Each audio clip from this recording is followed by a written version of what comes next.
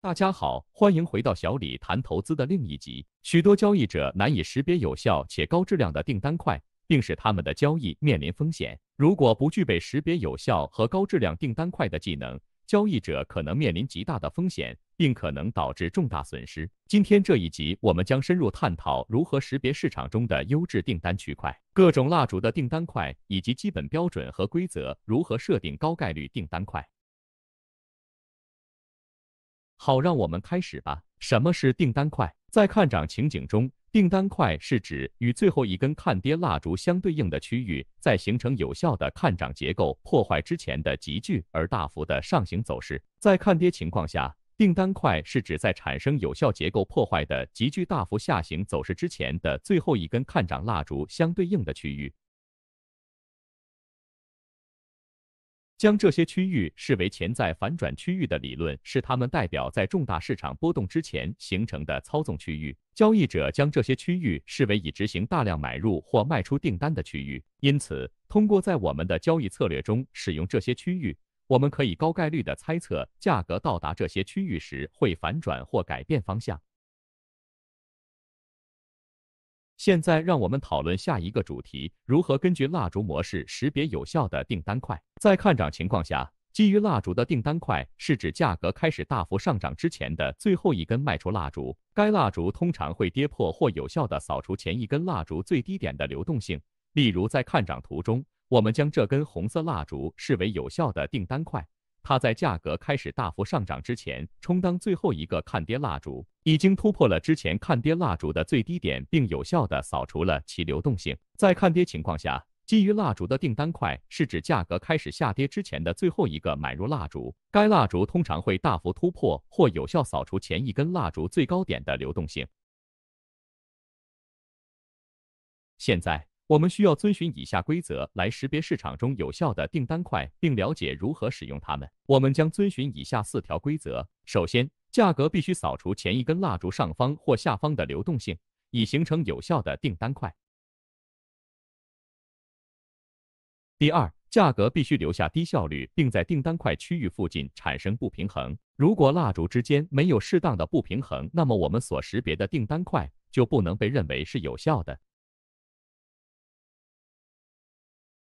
第3条规则必须未被缓解，订单块被视为一次性使用，这意味着我们专注于价格首次进入订单块时的交易机会。一旦订单块被缓解，我们将不会视为未来交易感兴趣的区域。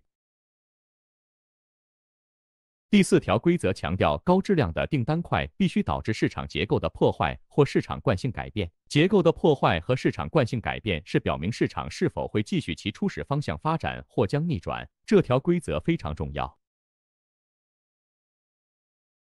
但在我们继续之前，如果您到目前为止喜欢这个视频，请订阅和点赞，因为它可以支持我们制作更多这样的视频的方式。也可以在下面评论并告诉我们您希望我们将来讨论哪些主题，因为我们总是会看它们来决定下一步要做什么视频。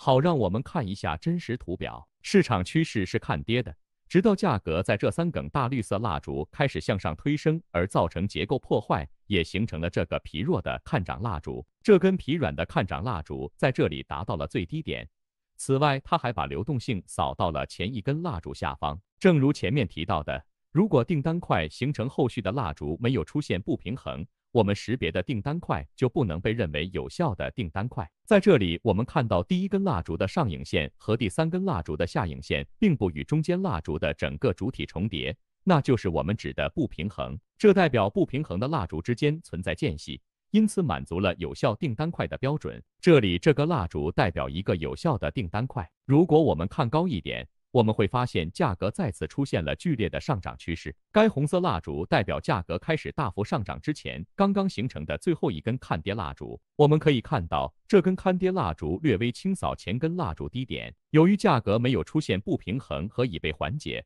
我们认为这是无效的订单块。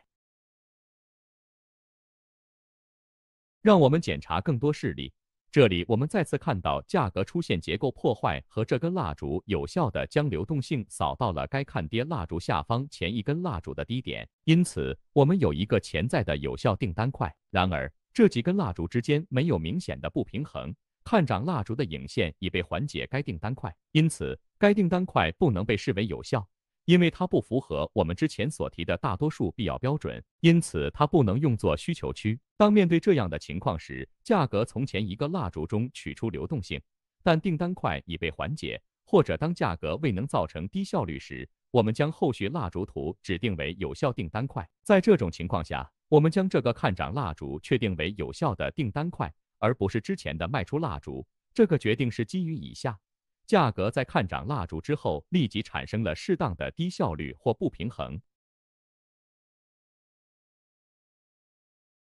现在让我们进入真实的图表，并整合我们在本视频中探索的所有概念。我们将研究如何有效地识别有效的订单块。我们这里有澳元美元15分钟时间框架图。正如您所看到的，市场的整体方向处于上升趋势。在分析图表后，我们注意到价格已通过突破主要高点和出现结构破坏。现在我们的重点应该转移到识别结构破坏相关的订单块。这极端的红色蜡烛代表最后一根在最近价格开始大幅上行之前的看跌蜡烛，它成功清扫至前一根蜡烛下方。然而，仔细观察后，我们发现该订单块明显被蜡烛的上影线缓解，因此我们不能将其视为有效的订单块。稍微看高一点，我们注意到另一根最后看跌蜡烛，很明显，这根蜡烛也清扫前一根蜡烛的低点。可惜我们看到下两根蜡烛的影线缓解了它。如前所述，如果我们确定的订单块被3个序列蜡烛中的最后一个蜡烛所缓解，